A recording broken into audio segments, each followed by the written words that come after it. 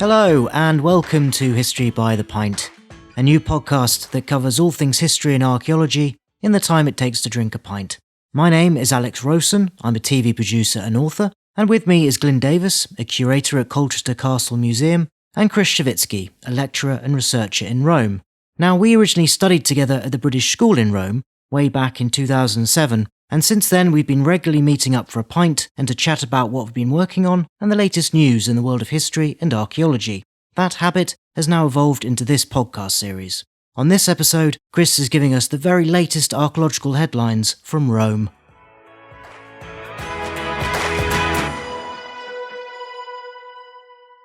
So anyway, this time round, we're going to be chatting to Chris about his Notes from Rome, this fantastic article that he produces every year, which essentially recaps everything that's happened in Rome, all the archaeological discoveries, the exhibitions, the research projects. It's a really incredible resource because a lot of this news never really makes it over to the UK. So Glyn and I have had a look through it, and we're going to ask Chris about a couple of things that have caught our eyes. But first, Chris, what would have been your highlights of the year?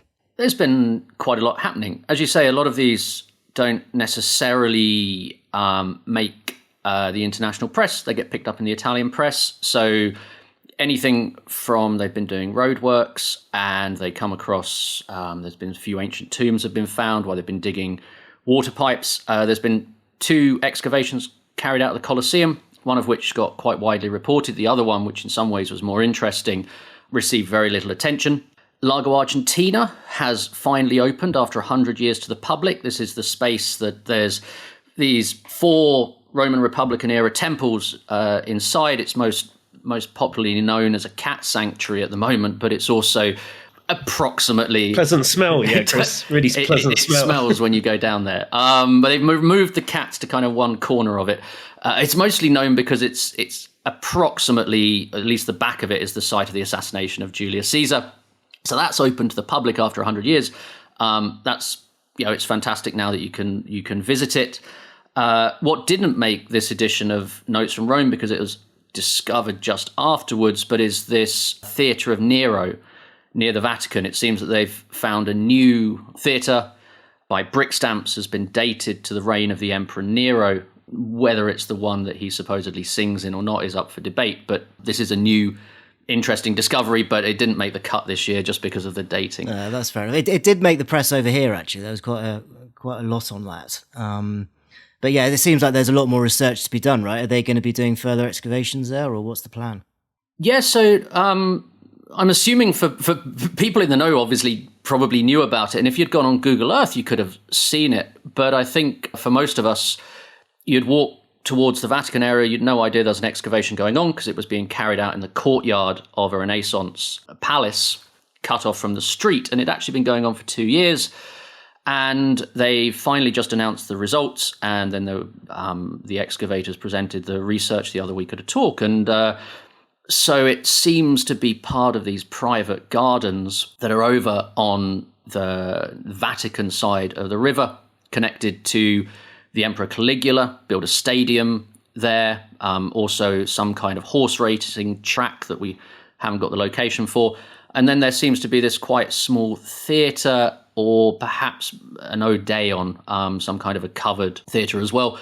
Built in the reign of the Emperor Nero, it then seems to have adjustments in the Flavian period and goes out of use in perhaps the 3rd century AD. So it's in use for about 2 centuries. They found some really beautiful marble columns along with it that come from the stage building at the back. And yeah, it's quite a surprise, and it grabs attention because it's Nero. Yeah, an exciting discovery. It's really exciting. Yeah. It's really exciting because, so the related monument in that area is the Circus of Caligula, which then famously is where Nero allegedly crucifies and burns the Christians after the Great Fire of Rome in AD 64. And that's the circus, which is underneath today's St. Peter's Basilica. Oh, wow, okay. So yeah, the Theatre of Nero is a pretty exciting discovery. The other big news that's happening is they're building Metro C station at Piazza Venezia, which is going to take 10 years, cost 700 million euros for a single station, disrupt traffic, for a decade. in effect. They excavated the site over about a decade ago, and they found some really interesting structures, the beginning of the Via Flaminia, so just outside of the Republican walls of Rome. There's Hadrianic tabernae, so shops and likely housing above it. So-called Athenaeum of Hadrian as well, which is a series of lecture halls. And that's all going to be incorporated into the metro station. So it's going to be kind of a metro station / museum. But in order to do this, they're going to have to lift the archaeology, construct the metro station, and then put it back in. So this is why it's hugely expensive and is going to take 10 years, and you kind of feel maybe a tram would be a better, I don't know. And this is only one station as well. They've got so far, and then they're doing this one. But, the great thing is that it means they'll find some more things that we can go look at. Yeah, I mean, it's going to be quite an interesting new archaeological site to see once it's finished. I mean, it does sound very interesting. I was going to say, it's amazing, when you talk of these sites, Chris, it's like it's the circus of this emperor. It's the lecture halls of this emperor. And I suppose that's sort of the difference in Rome, that you find these monuments, or you find these remains of buildings and sites, and they have such an intimate link with history. I think it's quite different to, say, British archaeology, where you're feeding that into the big scope of everything. But in Rome, it's, I don't know, to me it's quite magical, it's quite special, and it's so relevant, I suppose, to that history a lot of us know about. Exactly, and there's good things to that, and then there's pitfalls and dangers to that. So this so-called Athenaeum of Hadrian, what they discovered when they excavated the area was a series of 3 lecture halls, quite possibly for rhetorical performances, for philosophical debate to take place. They seem to date to the late Trajanic, the Hadrianic period, and so they get linked to, we know from a textual source, there's a reference to Hadrian building an Athenaeum, even though actually it's suggested it's a different part of the city. But there's always this temptation, to match up what you find in the archaeological record with what you know that perhaps an emperor did.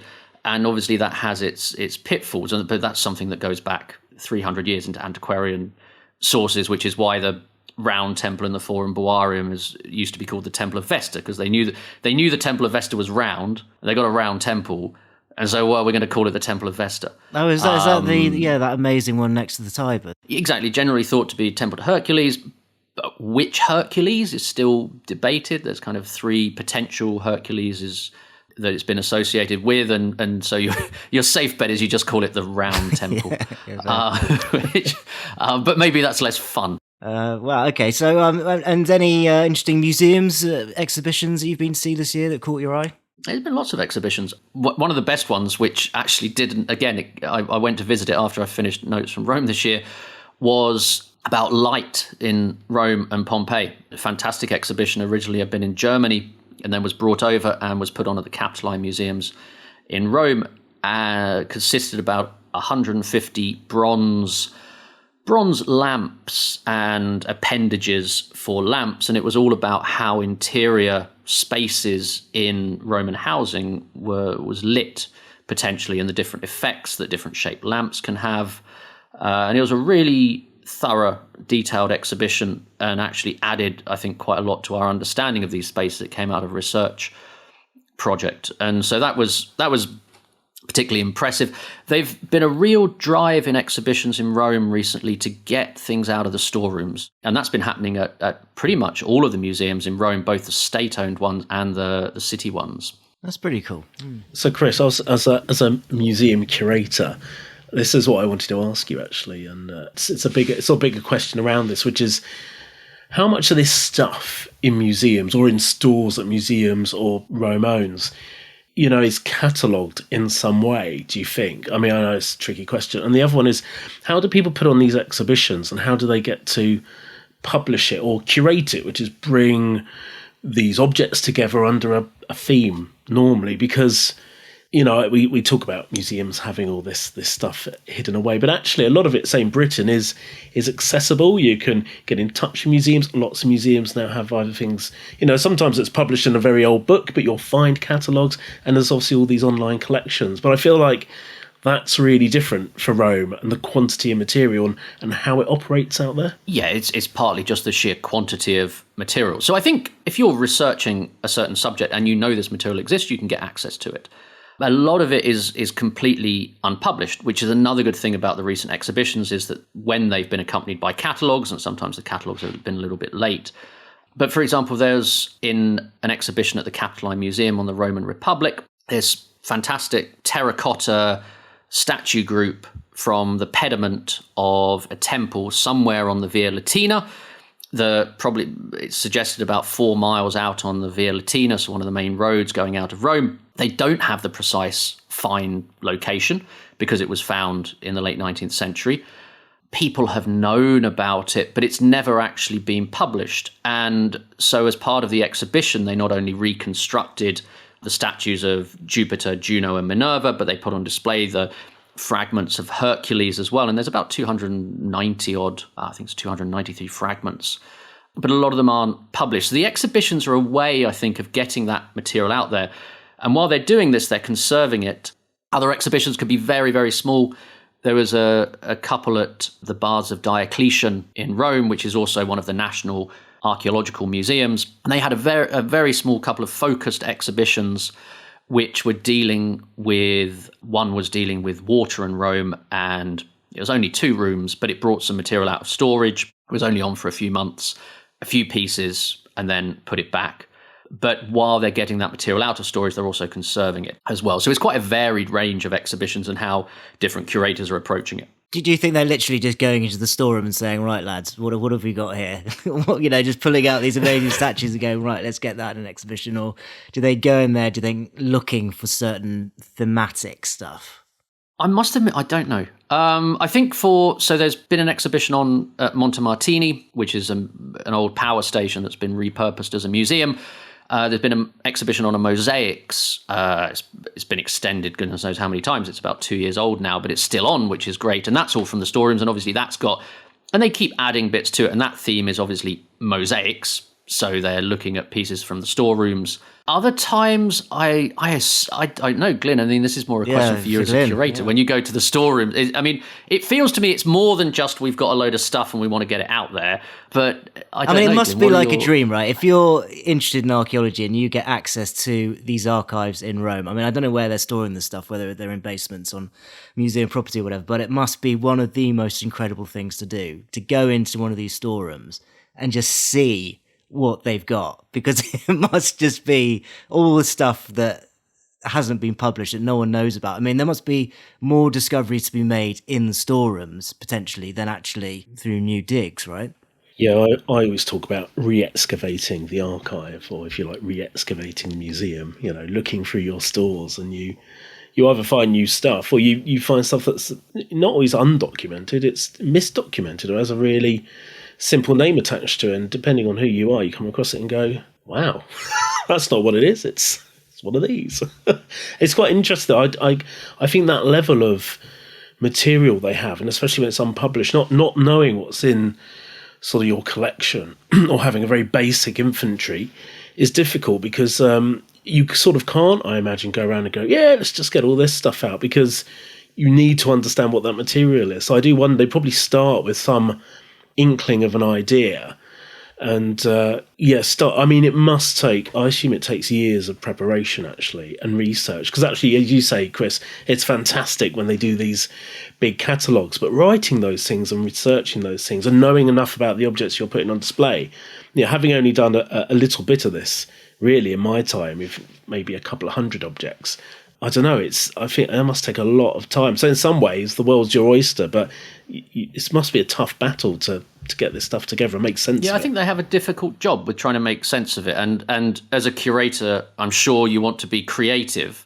But the temptation is always, well, this material relates specifically to the city of Rome. The good thing about Rome is Rome was a world empire, and therefore the material that is present in the city potentially comes from all over the Mediterranean and further afield. So you can explore bigger themes in history. You don't just have to stick with city history. But the temptation would always be, presumably, that you stick with that. And then there was an exhibition which had incredible material in it, the Instant and the Eternity, which again was at the Baths of Diocletian, like fantastic pieces, quite a lot from the storerooms. It was in areas of the baths that haven't been open to the public in a long time. They also had a lot of loans from Greece, including this fantastic kore, so 7th century BC female statuette about 7 feet high, which had been discovered in the year 2000, and then it seemingly lost somewhere in their deposit, which then re-emerged and was on display for only the second time. They were able to put on display there's a statue of Hercules got found right at the beginning of the year. Near the Via Appia, they were digging a water pipe, found a statue of Hercules, that was on display. A lot of material from the storeroom, but then they had, trying to link it together in bigger themes was more difficult in some ways. And I don't know, for me, it felt like one of those exhibitions where they should have just said, here's some fantastic stuff, go and enjoy it. As opposed to trying to, there was a lot of conceptual, there was quite a conceptual approach to it, which I'm not sure always worked. But I think it's a difficult job the curators have got, with almost with an abundance of material. I mean, it is amazing to talk about the amount of wealth of artifacts in these storerooms. Actually, that was sort of linked to the thing that I wanted to ask you about, Chris, was in the Notes of Rome, you mentioned this tabula Chigi, which seems to be a sort of small relief of Alexander the Great, depicting one of his battles, his battle at Gaugamela or Arbela. And that came from a private collection where it had been, lost or vanished for a number of years, and suddenly it's been bought by the state and now it's on display. I mean, what's the story behind that? Yes, this was in the exhibition at the Baths of Diocletian, the Instant and the Eternity, which had all these fantastic pieces, and then the way in which they're linked together was maybe more questionable. But some of the stuff that they had was either on display for the first time or hadn't really been seen before. It's very small, perhaps the size of a saucer. It's made of alabaster, and it's been carved with this battle scene of Alexander, and then it's surrounded by a bronze frame as well. Got a little inscription referring to Alexander the Great. Scholars tend to call them or class it as one of these tabula Ilaica, which there's 20 odd of these small reliefs depicting little individuals carved. Sometimes this was in alabaster, other ones I think are done in bone and ivory. It'd been discovered in the 18th century, in the 1770s in central Italy, and entered one of the noble families of Rome, the Chigi family. As with a lot of discoveries in that period, they either go to the papacy, one of the noble families, or they get exported on the art market. So it enters private collection, where it remains for a long time. In the early 20th century, in the 1920s, it seems to go to America as part of one of I don't know the details, so again, don't quote me on it, but it's something to do with the marriage of one of the members of the Chigi family. It goes to America in the 1920s. And then it's not that it's lost, but it just disappears from view and record until the 1980s when it reemerges. And then last year, the Italian state actually acquired it and bought it. And it's a really beautiful object. It's not quite clear what it's for. It's some kind of, it's a decorative object.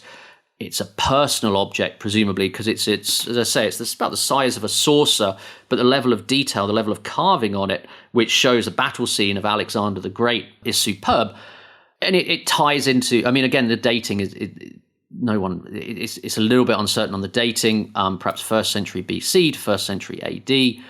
But it ties in, which I know, Alex, you obviously enjoy Alexander, and it ties into this complete interest and obsession in ancient Rome with Alexander the Great. Yeah, no, I did. I think in one of your footnotes you mentioned this article that a guy had written about 10 years ago about these little carvings, and I sort of had a quick look at it, and it was quite interesting because I think he was saying that originally they thought that they were like comics almost, that they were very, very amazing miniature bits of art, but it was fairly rudimentary, some of the detail or the story that it was telling, and it was for the nouveau riche to pass around at a dinner party, aren't I so cultured, look at this amazing battle scene of Alexander the Great or the Iliad or something. And then this guy's actually gone, no, because some of the poetry and the epigrams and inscriptions and some of the uses of the images are really, really interesting. and there's more to it than that. And actually, I think he was saying that they might actually be a high status form of intellectual or an erudite form of some sort of game that you literally present these reliefs and pass them around at dinner, and you would have to sort of riff on them or tell us stories, or you'd only, be known as a culture man if you could realize what was going on within this really interesting and intricate piece of artwork. And I thought, oh my God, that's something else. If he's right, he might be wrong, and it might just be a comic. I have no idea. But I thought, crikey, that's quite a different interpretation than everyone's done before. What a fascinating object. Yeah, absolutely. And that private level of knowledge, that level of erudition, I mean, that's something that the Romans seem to enjoy. And I mean, from what you suggest, I mean, it sounds completely plausible, because in partly we know famously in Petronius's Satyricon, where you have Trimalchio, who is the nouveau riche, and he's boorish, and he gets everything wrong. And the idea, the fact that he gets everything wrong, but it's playing on that idea that other people at dinner presumably do show off their knowledge, their erudition, and getting everything right. Yeah, no, that's great. I mean, really, really fascinating find. It does make me think what else is sort of lurking in these private collections across the land. I'm very interested in that anyway, because masses of stuff. I think we'll leave it there for the time being, guys. So thanks so much, Chris, guys, and we'll finish our drinks and be on our way. Cheers, boys. Cheers.